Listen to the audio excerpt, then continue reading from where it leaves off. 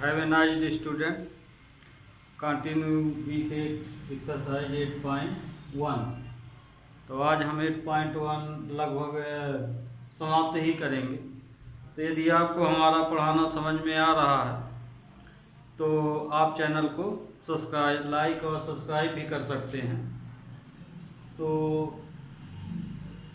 अब हम लेते हैं क्वेश्चन नंबर 7। तो 7 में क्या दिया है? 7 में आपके दिया गया है क्वेश्चन नंबर 7 में cot theta equal to 7/8, then find value of 1 + sin theta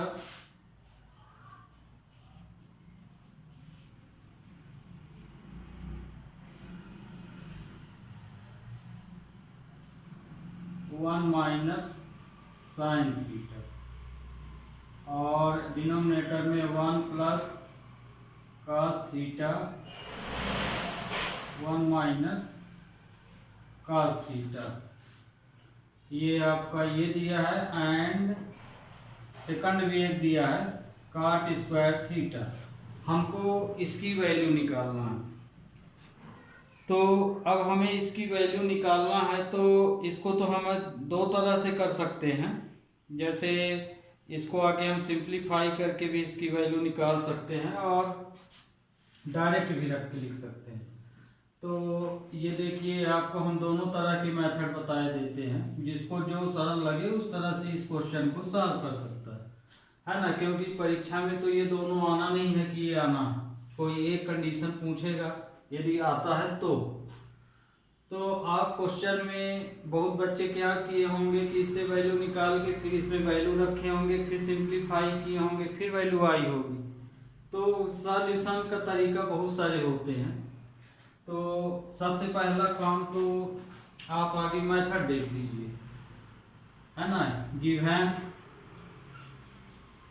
cot theta equal to 7/8 दिया गया है। तो अभी तक आपको यही बताते थे, राइट ट्राइंगल की मदद से हमें इसकी तीनों साइड फाइंड कर लेना है। तो हमने एक राइट ट्राइंगल यहाँ पे लिया, और इस राइट ट्राइंगल में एंगल बी को हम 90 मान लिए, है ना। यहाँ तो ऐसा कुछ दिया नहीं हम किसको 90 लें, तो हम एंगल बी को ले लिए 90, और पूरा कैलकुलेशन हम एंगल ए से कर रहे हैं। मतलब कि ये थीटा हम यहाँ पे ले सकते हैं। थीटा बस आपको ये भी बताए थे कि जिस प्लेस में आप 90 लेंगे वहाँ थीटा पर मत लीजिए। थीटा आप यहाँ भी ले सकते हैं, यहाँ भी ले सकते हैं। तो cot थीटा इक्वल टू क्या होता है? बेस अपॉन परपेंडिकुलर, है ना। 10 का उल्टा होता है। तो इसमें हमारा ये बेस है, ये परपेंडिकुलर है, और ये हाइपोटेनस है। तो हम बेस कितना है? बेस ए बी है, ए बी, और परपेंडिकुलर कितना है? परपेंडिकुलर है बी सी। मतलब कि हमें इसकी वैल्यू दी गई है। इसकी वैल्यू, ये जो 7/8 है, किसकी वैल्यू दी गई है? बेस दिया है और परपेंडिकुलर, मतलब कि हमें यहाँ पे 7 और 8 ये दिया गया है क्वेश्चन में। तो अब हमें मतलब हाइपोटेनस निकालना है। तो पाइथागोरस थ्योरम से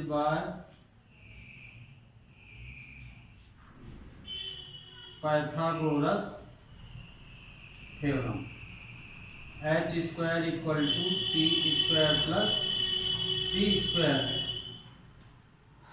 ये तो पाइथागोरस का स्टैंडर्ड फॉर्म हो गया। अब आप चाहें तो इस ट्राइंगल के अनुसार भी लिख सकते हैं। ट्राइंगल के अनुसार हाइपोटेनस है AC, तो AC का स्क्वायर इक्वल टू AB का स्क्वायर, परपेंडिकुलर हमारा BC है तो BC का स्क्वायर प्लस AB का स्क्वायर, ऐसा भी ले सकते हैं। अब ये वैल्यू लिखी हुई है, इसमें आप पुट कर दीजिए।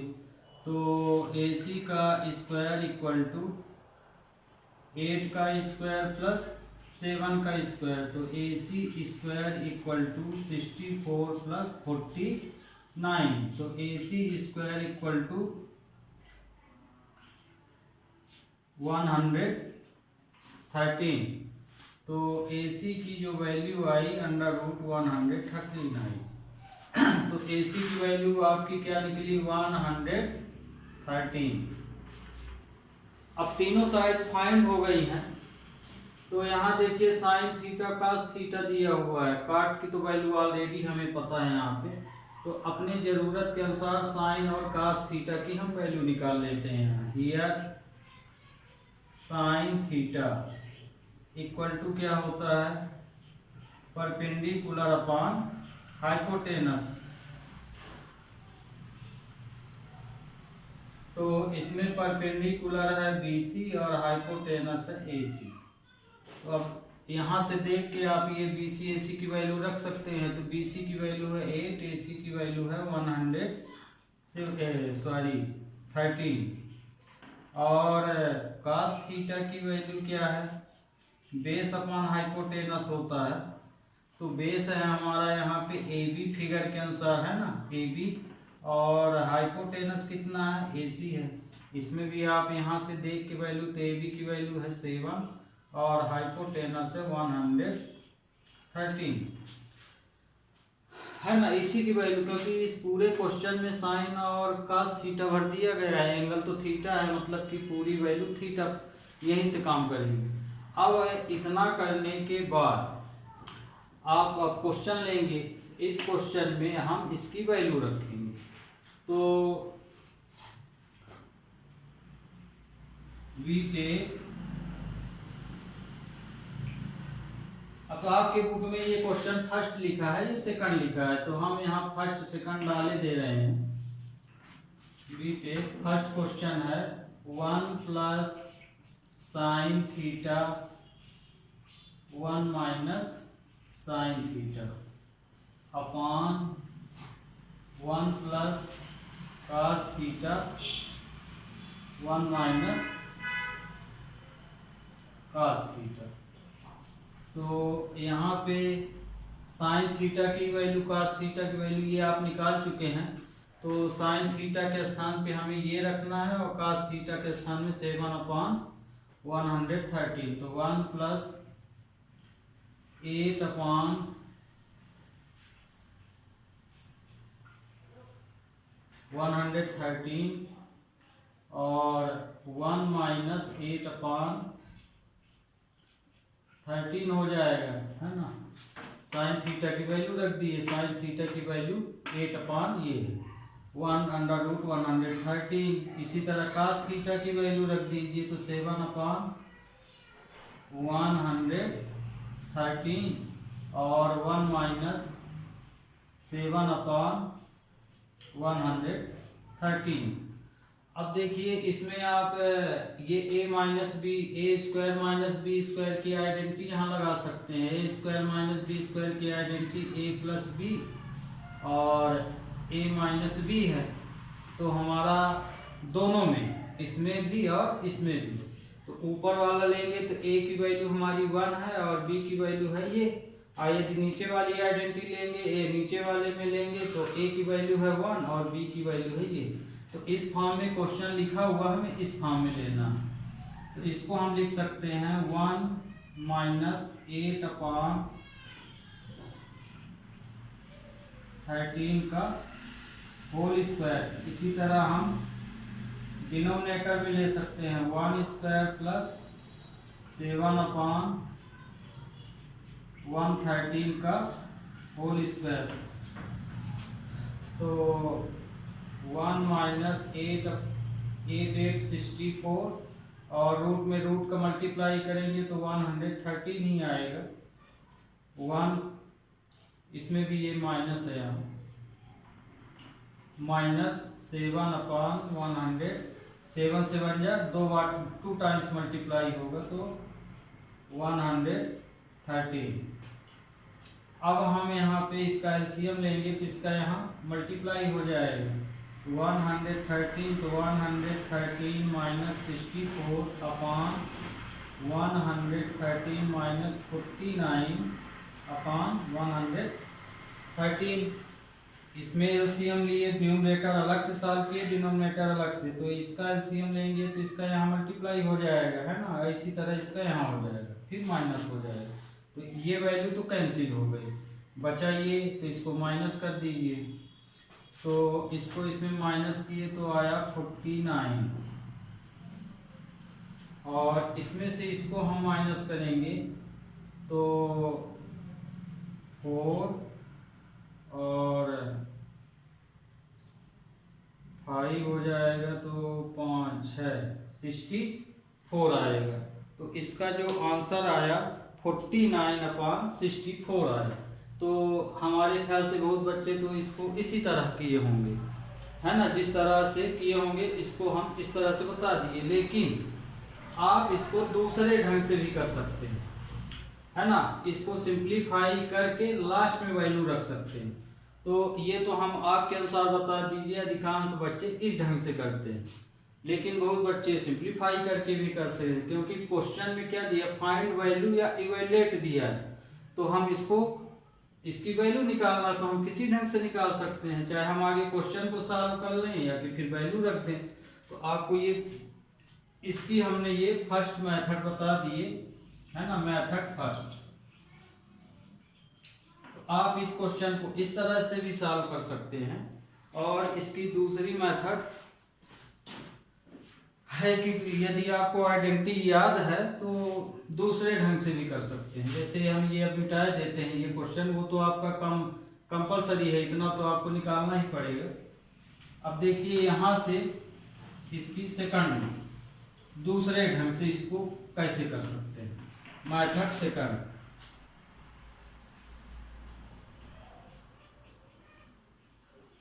तो जिन बच्चों को मान लीजिए ये जो अभी पिछला बताए हैं वो यदि बड़ा लग रहा हो या कठिन लग रहा हो, तो फिर ये मेथड में आपको आइडेंटिटी बननी चाहिए। तो जैसे हम उसमें नंबर में आइडेंटिटी लगाए थे, आप यहीं लगा लीजिए। तो हम ये देखिए इसका इसमें इंटू करेंगे तो इसमें भी कौन सी आइडेंटिटी लगेगी, a² माइनस b², क्योंकि ये हो जाएगा 1² माइनस sin² थीटा हो जाएगा, और इसी तरह से ये 1 माइनस cos² थीटा हो जाएगा। तो 1 के ऊपर स्क्वायर नहीं लगाया जाता है, इसलिए ये। अब आप आइडेंटिटी देखे होंगे 1 माइनस sin² थीटा की वैल्यू क्या होती है, cos² थीटा। तो हम 1 माइनस sin² की जगह cos² लिख सकते हैं, और 1 माइनस cos² थीटा के स्थान पे हम sin² थीटा लिख सकते हैं। तो अब हम इतने के स्थान पे क्या रखेंगे, ये वाली वैल्यू, है ना, और इसके स्थान पे हम क्या लिख सकते हैं, ये वाली वैल्यू रख सकते हैं। तो मतलब कि यहाँ हम लिख सकते हैं cos² थीटा, और नीचे लिख सकते हैं sin² थीटा। अब आपको पता है कि cos² theta upon cos theta upon sign theta की वैल्यू होती है cot थीटा। तो हम इसके स्थान पे क्या लिख सकते हैं, cot² थीटा, है ना, क्योंकि ये स्क्वायर लगा है तो हम इसको इस तरह लिख सकते हैं। अब cot की वैल्यू दी गई है, देखिए ये, तो यहाँ पे हम cot की वैल्यू क्या लिख सकते हैं, 7/8 का होल स्क्वायर, तो ये आ जाएगा 49/64। तो आप जो क्वेश्चन ये अभी हम बताए हैं, तो इस क्वेश्चन को आप सेकंड मेथड से ऐसे कर सकते हैं। इस मेथड से आपको ये पोर्शन नहीं करना पड़ेगा, मतलब ये कि cot की वैल्यू दे दिया है तो हम इसको cot फॉर्म में चेंज करके वैल्यू रख दिए। तो ये इसकी सेकंड मेथड है, मतलब ये कि जैसे आपको जो फर्स्ट मेथड बताया तो उस तरह से क्वेश्चन को सॉल्व कीजिए, या कि इस तरह से, ये इस तरह से करेंगे तो इतने में ही सॉल्व हो जाएगा। आपको ट्रायंगल रूल लगाने की फिर जरूरत नहीं है, क्योंकि हमको इसकी वैल्यू दी गई है तो हम पूरे क्वेश्चन को इस cot फॉर्म में कन्वर्ट कर लिए और वैल्यू रख दिए। अगला क्वेश्चन cot दिया है तो ये cot हम ऑलरेडी निकाले हैं। तो सेकंड यदि आपको करना है cot² थीटा, तो cot की वैल्यू तो ऑलरेडी इसमें दी गई है, तो हम इसके स्थान पे क्या लिख सकते हैं, ये दिया है गिवन में है, तो इसको हम लिख सकते हैं 7/8 का स्क्वायर, तो ये आपका 49/64 आ जाएगा। तो सेकंड क्वेश्चन तो इतना बड़ा है, लेकिन ये वाला क्वेश्चन आप समझ में आ गया होगा। ठीक, अब लेते हैं क्वेश्चन नंबर 8।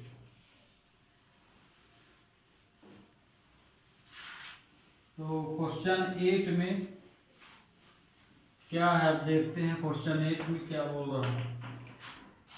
तो क्वेश्चन 8 में है 3 cot A। अब देखिए क्वेश्चन नंबर 8 है 9। 8 में दिया है 3 cot A की वैल्यू यदि 4 है तो चेक कीजिए कि ये वैल्यू इसके बराबर होगी कि नहीं होगी, ये आपको बताना। होगी तो यस लिखेंगे, नहीं होगी तो नहीं। तो अब हम ले रहे हैं सॉल्यूशन नंबर 8। तो सॉल्यूशन 8 है, ये 9 नंबर है। तो सॉल्यूशन 8 में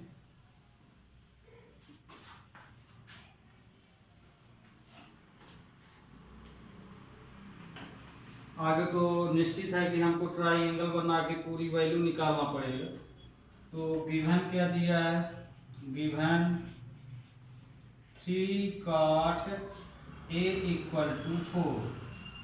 तो इसका मतलब क्या हुआ कि cot A, इसलिए cot A = क्या हो जाएगा 4/3। अब ये 4/3 आया, तो अब हम इसकी मदद से किसकी वैल्यू निकालेंगे जो क्वेश्चन में दिया है। क्वेश्चन में क्या क्या दिया है, साइन cos tan, और एंगल क्या दिया है, सब में ए ही दिया। तो इसकी मदद से हम आगे पूरे ट्राइंगल की तीनों साइड फाइंड कर लेंगे। तो ये ए बी सी है ना। अब आप तो ये पता ही चल गया होगा कि जिसमें ये जो वैल्यू थीटा दी जाती है उसको 90 प्लेस में ना लेके चाहे यहाँ ले चाहे यहाँ, है ना। तो जनरली हम लोग नीचे से ही लेते हैं क्योंकि नीचे से पढ़ने में सुविधा होती है। तो ये हमारा यहाँ पे ये एंगल ए है ना, सी को हम 90 लेंगे। तो यहाँ पे cot थीटा = क्या होता है, बेस अपॉन परपेंडिकुलर, है ना, आधार बटे, हिंदी में इसको आधार और पी को लंब बोलते हैं। तो पी हमारा यहाँ पे लंब है और बी हमारा बेस है ना। बेस का मतलब आधार, तो हिंदी में बी को, बेस को आधार बोला जाता है, और इंग्लिश में तो इसको परपेंडिकुलर बोलते हैं, पर हिंदी में इसको लंब बोला जाता है। तो यहाँ पे देखिए ये आपका बेस है, एंगल ए से ये लाइन जुड़ी इसलिए ये बेस होगा, ये हाइपोटेनस होगा, ये परपेंडिकुलर होगा। तो बेस की वैल्यू दी गई है 4 और परपेंडिकुलर की वैल्यू दी गई है 3। हाइपोटेनस हमको फाइंड कर लेना है।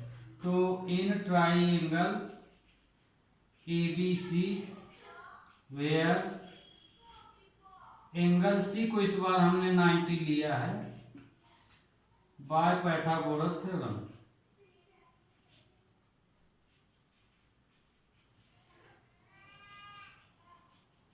तो जब हम इसमें पाइथागोरस थ्योरम लगाएंगे तो h² = p² + b²। अब तो p b h फॉर्म में भी लिख दिए, तो आप नाम लिखिए चाहे आप डायरेक्ट लगाइए, है ना। तो समझ गए होंगे, तो मर्जी अब आपकी है।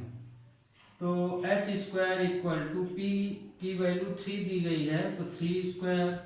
b की वैल्यू कितनी है 4, तो यहाँ 4 लिखेंगे। तो h² = 9 + 16, तो h² = 25, तो h की वैल्यू √25, तो h = 5। तो यहाँ से हम अब h की वैल्यू निकाल लिए 5। अब हम तीनों साइड फाइंड कर लेने के बाद अब इसमें आते हैं। इसमें जो जो दिया है आगे उसकी वैल्यू हमें यहाँ निकाल लेंगे। तो यहाँ हमको दिया है 10 cos साइन, है ना, तीनों के एंगल ए हैं। तो here 10A equal to perpendicular upon base, है ना। हालांकि 10 को तो हम यहीं से निकाल सकते थे 3/4 करके, फिर भी फिगर से हम ये दे रहे हैं। तो परपेंडिकुलर कितना है 3 है, 3, बेस कितना है 4। तो ये तो ठीक है, यहाँ कर सकते थे, बाकी तो करना ही पड़ता। cos A की वैल्यू क्या होगी, बेस अपॉन हाइपोटेनस। बेस कितना है 4 है, तो यहाँ 4 हो जाएगा, हाइपोटेनस 5 है। साइन A की वैल्यू कितनी हो जाएगी, परपेंडिकुलर हाइपोटेनस होता है, तो परपेंडिकुलर है 3, हाइपोटेनस है 5। इस तरह से हम ये तीनों वैल्यू निकाल लेंगे। तो अब हम जब ये क्वेश्चन लेंगे तो इसमें लेफ्ट हैंड और राइट हैंड दोनों ले लेंगे। बहुत बच्चे एक साथ लेके इसको करते हैं, पर ऐसा नहीं चाहिए। हमें आगे लेफ्ट हैंड लेना है, फिर राइट हैंड लेना चाहिए, फिर उसमें कंपेयरिंग करना चाहिए। तो अब यहाँ पे भी अब according question left hand side लिए। लेफ्ट हैंड साइड में हमारा है 1 minus 10 square A upon 1 plus 10 square A, ये दिया गया है। तो हम 10A की वैल्यु क्या निकाले हैं, 3/4। तो 10A के स्थान में यहाँ 3/4 रख देंगे। तो 1 माइनस 3/4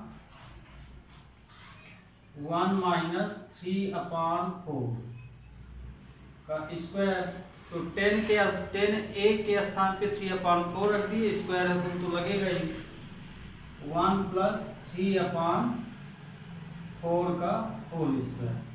अब इसको सॉल्व कर लीजिए। तो 1 माइनस 9/16 और 1 प्लस 9/16 हो जाएगा, है ना। 3 का स्क्वायर और 4 का स्क्वायर 9/16।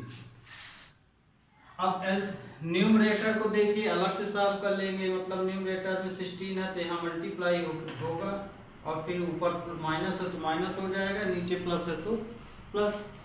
तो ये हो जाएगा 16 माइनस 9/16 और 16 प्लस 9/16।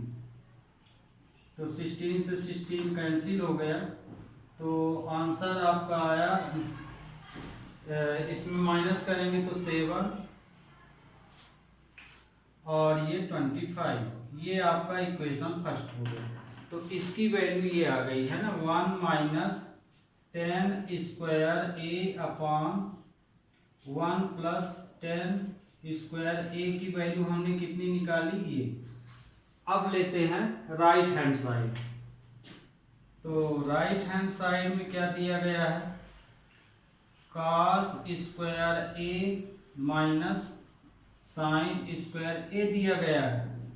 तो cos स्क्वायर ए की वैल्यू क्या है 4/5 और साइन की है 3/5। तो यहाँ वैल्यू रख दीजिए। देखिए यहाँ पे cos की वैल्यू है 4/, तो यहाँ पे cos की वैल्यू 4/5 है, तो ये 4/5 स्क्वायर है ना, ये स्क्वायर लगा है। फिर इसी तरह से साइन 3/5 का स्क्वायर, इसका भी सिंप्लीफाई कर लीजिए। तो ये आ जाएगा 16/25 9/25। तो बेस सेम है तो पावर न्यूमरेटर ऑलरेडी माइनस हो जाएगा। तो ये इक्वेशन 2 आया। तो देखिए इक्वेशन फर्स्ट और सेकंड से दोनों वैल्यू क्या हो रही हैं, इक्वल हो रही हैं, cos square A minus sine square ए। तो इक्वेशन फर्स्ट एंड सेकंड से हम देखते हैं कि दोनों की वैल्यू सेम आ रही है। तो कहने का मतलब ये कि left hand side right hand side के बराबर होगा। यस लिखेंगे यहाँ पे, from equation 1 and 2 we have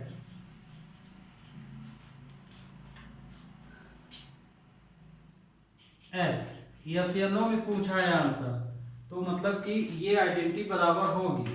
तो यहाँ पे फिर वही क्वेश्चन लिख देना है, 10 square A upon 1 plus 10 square A equal to cos square A minus sine square A. ये दोनों वैल्यू किसके इक्वल हो गई? 7/25। तो मतलब ये कि ये दोनों यहाँ आपस में क्या होंगी? इक्वल होंगी। तो आपका ये क्वेश्चन नंबर 8 सॉल्व हो गया। अब देखिए क्वेश्चन नंबर 9।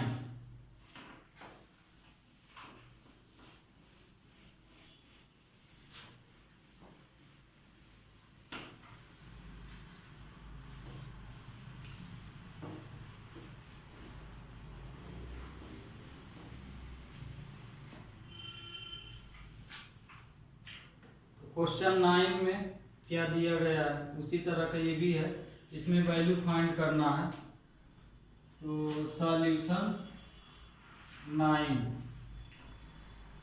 अब देखिए यहाँ ट्राइंगल का नाम दे दिया गया है, इसलिए हमें यहाँ तो नहीं दिया गया था तो हम कोई भी ट्राइंगल बना लिए, लेकिन अब यहाँ पे नाम दिया है तो इसी नाम से आपको ट्राइंगल बनाना पड़ेगा। तो in triangle ABC where angle B की वैल्यू है 90, तो और इसकी वैल्यू दी गई है, तो आगे तो हम ट्राइंगल ABC बना लेते हैं, लेकिन बी पोजीशन में हमें 90 लेना है, तो हमारा एंगल ये 90 है।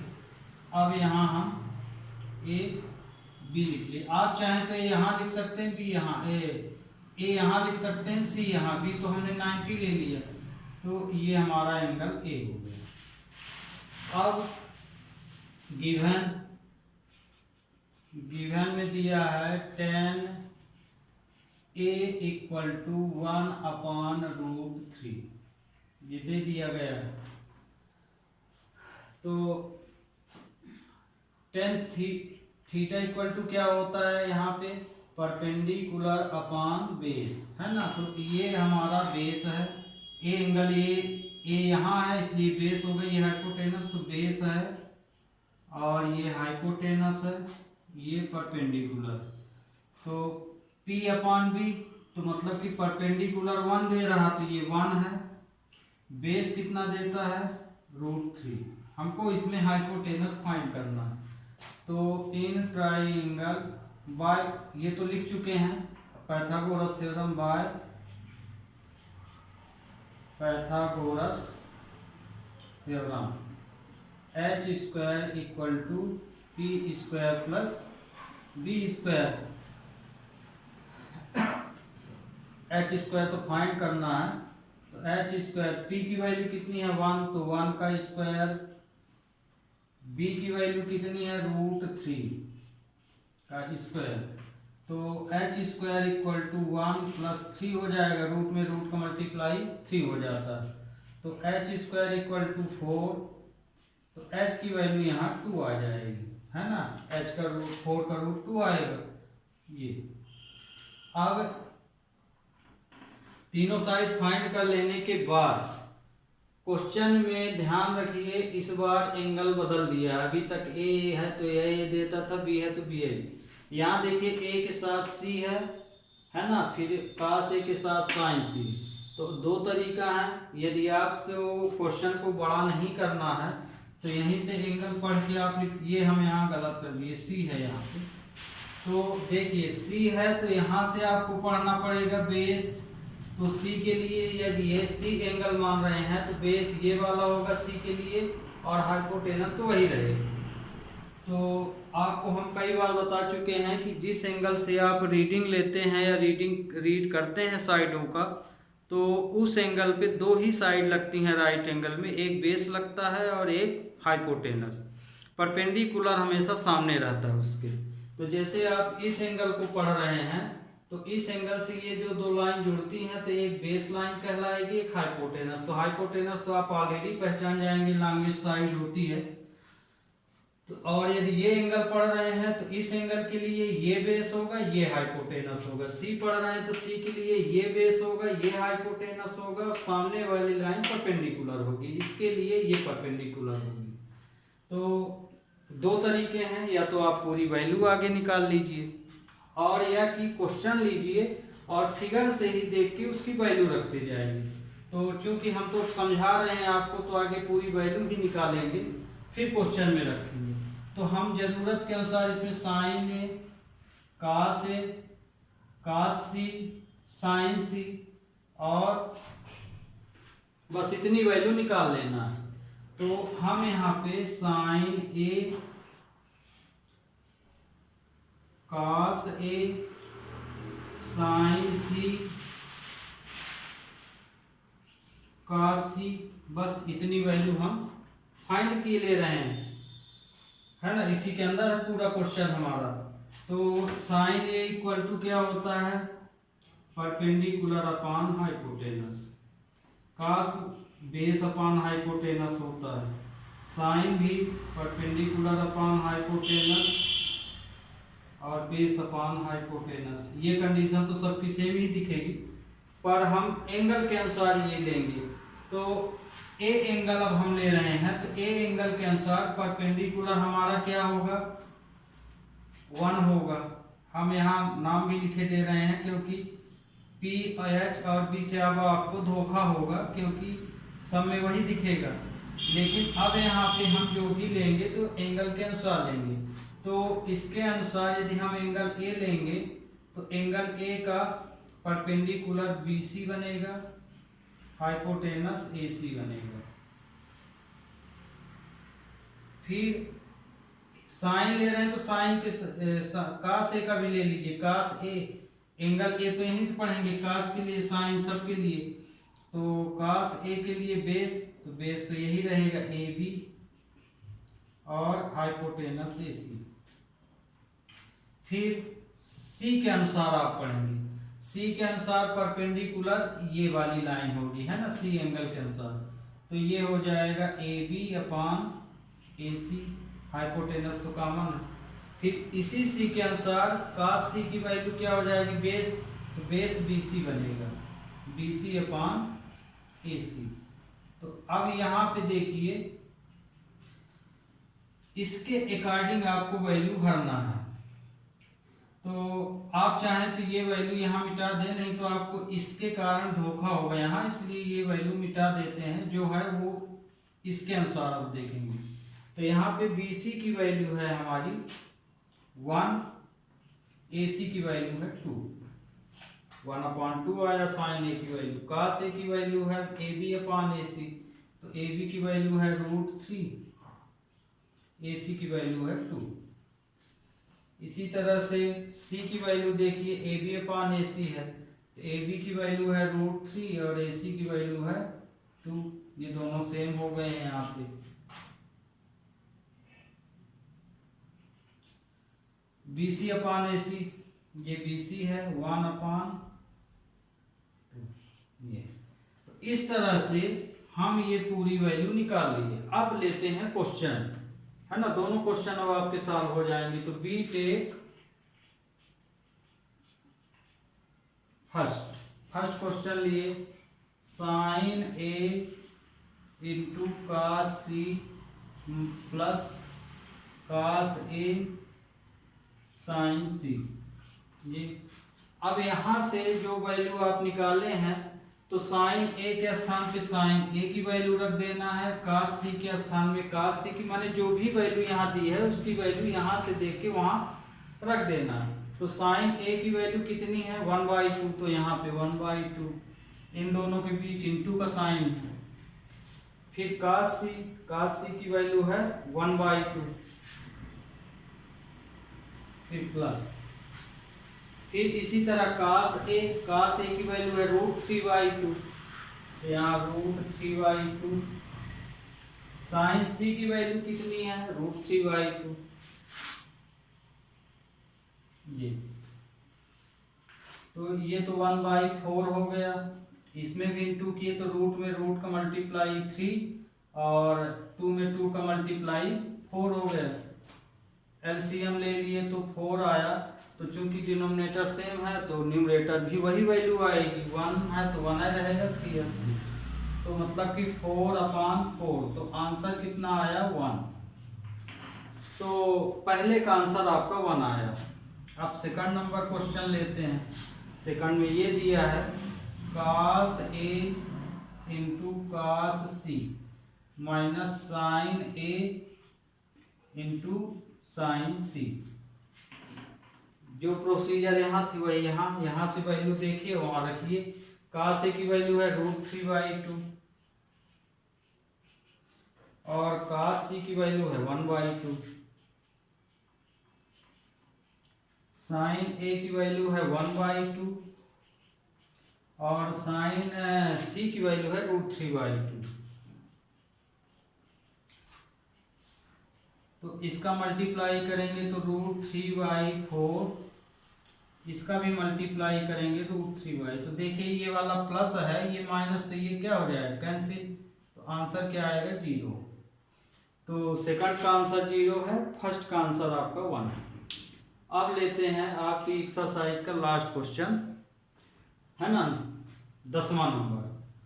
तो 10वें नंबर में क्या है, 10वें नंबर में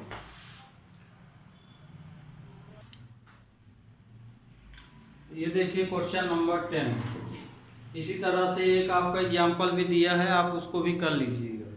सेम क्वेश्चन है एग्जाम्पल का और इसका, उसमें माइनस वाला है, यहाँ प्लस वाला। तो इसमें दिया है कि एक ट्राइंगल PQR, ट्राइंगल का नाम क्या है PQR, और Q पॉइंट पे वो 90 डिग्री का एंगल ले रहा है। और कंडीशन क्या दिया है, PQ प्लस QR दो साइड मिलके 25 बन रही है, माने दो साइडों को आप टोटल कर दीजिए तो 25 आए, जहाँ पे PQ की वैल्यू है 5। तो इस तरह से वो साइड दिया है, मतलब कि दो साइड को वो प्लस करके दे रहा है। तो अब दोनों साइड को प्लस करके दिया है, तो ये तो आप नहीं जानकारी है कि दोनों साइड प्लस में ना आ रहा 25, पर ये तो नहीं पता है कि अलग अलग इनकी साइड इक्वल माने बिल्कुल एक्चुअल वैल्यू क्या होगी। टोटल तो पता है पर एक्चुअल वैल्यू हमको निकालना है। तो जब तक हम इक्वल वैल्यू नहीं निकाल पाएंगे तब तक तीनों साइड हमको नहीं मिलेंगी और हम फिर ये वैल्यू भी नहीं निकाल पाएंगे। तो सबसे पहला solution given in triangle PQR, triangle का नाम दिया है PQR, वेयर एंगल Q की वैल्यू दिया है 90। मतलब कि आप जो PQR ट्राइंगल बनाएंगे उसमें Q पॉइंट पे 90 लीजिए। तो अब हम यहाँ पे ये ट्राइंगल बना रहे हैं और इस ट्राइंगल में Q पोजीशन हम 90 पे रखेंगे। तो ये 90 हो गया आपका, बाकी बचा P और R। Q तो हम यहाँ रख दिए, PR बचा, तो P चाहे यहाँ लिखिए चाहे यहाँ लिखिए, ये हो गया PR। इस तरह से आपका फिगर बन गया। अब फिगर में ये भी दिया है PR plus QR and PR plus QR की वैल्यू कितनी दे दिया है 25 सेंटीमीटर। मतलब ये कि ये पूरी लेंथ और ये पूरी लेंथ, मतलब कि यहाँ से लेके यहाँ तक की जो लेंथ है वो आपकी क्या दी गई है, ये दी गई है ना। Q से लेके यहाँ तक की लेंथ 25 दी गई है। तो मतलब ये कि हमको PR की और QR की इक्वल वैल्यू नहीं पता है ना, टोटल पता है। तो अब हम इसको क्या कर सकते हैं, यहाँ से वैल्यू निकालना है। तो PQ की वैल्यू तो दिया है, PQ कितना दिया है 5 सेंटीमीटर। तो यहाँ पे PQ की वैल्यू 5 सेंटीमीटर क्लियर दिया है। तो इसमें से तो कोई ना कोई वैल्यू तो हमको रखना ही पड़ेगा। तो इस कंडीशन से, जैसे ये दिया है तो इस कंडीशन से हम कोई एक वैल्यू निकाल लें। तो hence P R plus Q R equal to 25 centimetre दिया है। तो यहाँ से हम पी आर की वैल्यू निकाल लेते हैं। तो पी आर की वैल्यू क्या हो जाएगी, क्यू आर को उधर कर दें तो ये क्यू आर हो जाएगा। तो हम पी आर के स्थान पे 25 माइनस क्यू आर लिख सकते हैं। ये पी आर की वैल्यू हो जाएगी आपकी। अब इस तरह से हमको हाइपोटेनस की वैल्यू और इसकी वैल्यू पता चल गई। तो अब हम क्यू आर की वैल्यू फाइंड करेंगे। तो अब यहाँ पे हमें पाइथागोरस थ्योरम यूज करना है। बाय पाइथागोरस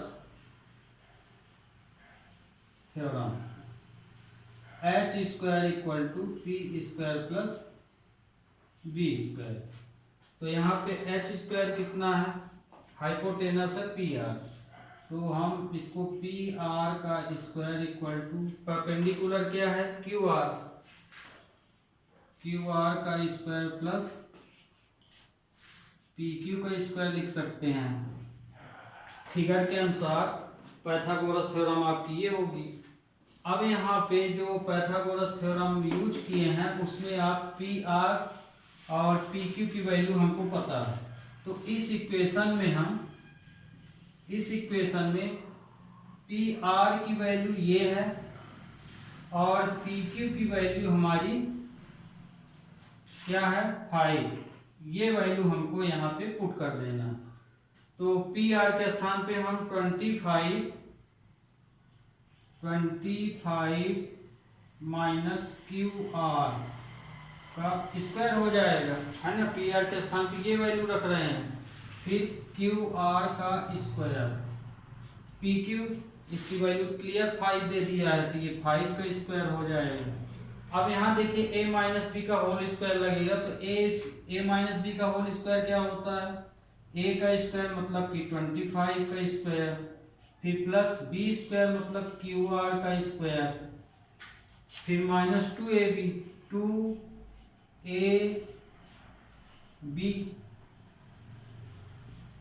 ये फार्मूला लग गया। a square plus B square minus 2ab, ये a मान रहे हैं ये b मान रहे हैं, क्यू आर का स्क्वायर प्लस 25 ये आया आपका। तो इसका 2 बार मल्टीप्लाई हुआ तो 625। ये क्यू आर तो इससे क्या हो जाएगा कैंसिल, इसको इधर ले आओगे तो माइनस हो जाएगा। इसका इसमें इंटू किए तो आया 50 क्यू आर इक्वल टू 25। ये वैल्यू उधर कर लीजिए तो माइनस 50 क्यू आर 25 माइनस 625। तो minus 50 Q R equal to minus के तो 600 आ गया, ये साइन कैंसिल हो जाएगा। तो क्यू आर इक्वल टू आ जाएगा 600 अपॉन 50, ये इससे कैंसिल हो गया 12। तो अब हमें क्यू आर की वैल्यू क्लियर पता चल गई कितनी है 12 सेंटीमीटर। तो ये देखिए हम ये क्यू आर की वैल्यू कितनी आ गई 12 सेंटीमीटर। तो क्यू आर फाइंड कर लिए 12 सेंटीमीटर। तो अब पी आर की वैल्यू, तो पी आर की वैल्यू हमने ये माना है तो 25 में 12 को माइनस कर दें, या कि आप वैल्यू जो है इसमें रख दीजिए। इसलिए P R equal P R equal to 25 minus Q R, ये तो हम है यहाँ पे। तो यहाँ पे क्यू आर की वैल्यू क्या हो जाएगी, P R equal to 25 minus 12। तो पी आर की वैल्यू आ गई 13 सेंटीमीटर, क्योंकि हम लोग क्यू आर की वैल्यू 12 निकाल चुके हैं, है ना यहाँ पे। तो इस तरह से देखिए ये पूरी साइड अब हम कितनी फाइंड कर लिए 12 फाइंड कर लिए। तो पी आर की वैल्यू हमारी यहाँ पे क्लियर जो है 12 आ गई। तो इस तरह से आगे तो हम इसके तीनों वैल्यू फाइंड कर लिए। तो अब हमारे यहाँ पे इसमें क्वेश्चन में ये तो हमने यहाँ पे सॉल्व किया था। सपोज करके, तो इसमें अब हम नहीं लिखते, एक अलग फिगर बना देते हैं आपको ये, ठीक। तो यहाँ पे देखिए ये वैल्यू सब हम लोग फाइंड कर लिए थे, तो ये तो आपका क्वेश्चन के अनुसार फिगर था। अब आपने सब वैल्यू फाइंड कर ली है, तो मतलब कि आपको हर चीज पता चल गया। यहाँ पे आपका Q था, ये P था और ये R था। तो PR की वैल्यू हम लोग 13 सेंटीमीटर निकाल लिए, और PQ की वैल्यू क्वेश्चन में दिया ही है 5 सेंटीमीटर, और QR की वैल्यू हम लोग कितना निकाले 12 सेंटीमीटर। ये वैल्यू तो अब हम लोग निकाल चुके हैं। तो अब क्वेश्चन बोला sign P cos P tan P निकालिए, तो क्वेश्चन के अनुसार क्या हो जाएगी, इसलिए sine P perpendicular upon hypotenuse. P मतलब P बोला है, सब में P बोला है, मतलब P एंगल ये होगा। तो परपेंडिकुलर है QR अपॉन हाइपोटेनस है PR, ये साइन P हो गया। फिर cos P base upon hypotenuse, तो बेस है QP अपॉन PR, हाइपोटेनस हो जाएगा। फिर tan P perpendicular upon base, perpendicular है इसमें QR, बेस है PQ। ये तो अब यहाँ पे इनकी वैल्यू यहाँ से देख के लिख लें। QR की वैल्यू कितनी है 12 है, PR की वैल्यू कितनी है 13, तो ये हो जाएगा 12 अपॉन 13। इसी तरह QP या PQ लिख लीजिए, हर जगह PQ यूज किए हैं शब्द। तो PQ की वैल्यू है 5, PR की वैल्यू है 13। इसी तरह से QR की वैल्यू कितनी है 12, और PQ की वैल्यू है 5। ध्यान रखिएगा, ये हम रेशियो निकाल रहे हैं परपेंडिकुलर अपॉन हाइपोटेनस के अनुसार, ये रेशियो है। तो चूंकि हम ये रेशियो निकाल रहे हैं, इसलिए यहाँ पे भूल के भी यूनिट आपको नहीं लिखना है कि यहाँ भी आप सेंटीमीटर कर दीजिए। रेशियो में कभी भी यूनिट नहीं यूज किया जाता है, मतलब मीटर सेंटीमीटर किलोमीटर नहीं लिखा जाता, ये आप हमेशा ध्यान रखिएगा। तो ये हम जो वैल्यू निकालेंगे रेशियो निकल रहा है, इसलिए यहाँ पे आपको सेंटीमीटर मीटर किलोमीटर जो भी क्वेश्चन में दिया है उसे नहीं लिखना बस। तो आपका ये फाइनल आंसर हुआ। तो स्टूडेंट आपकी ये चैप्टर अब ये एक्सरसाइज अब ख़त्म हो रही है। नेक्स्ट लेक्चर में हम 8.2 लेंगे। ट्रू फॉल्स है अगले क्वेश्चन में, तो आप स्वयं कर लीजिएगा। तब तक के लिए हैव ए नाइस डे।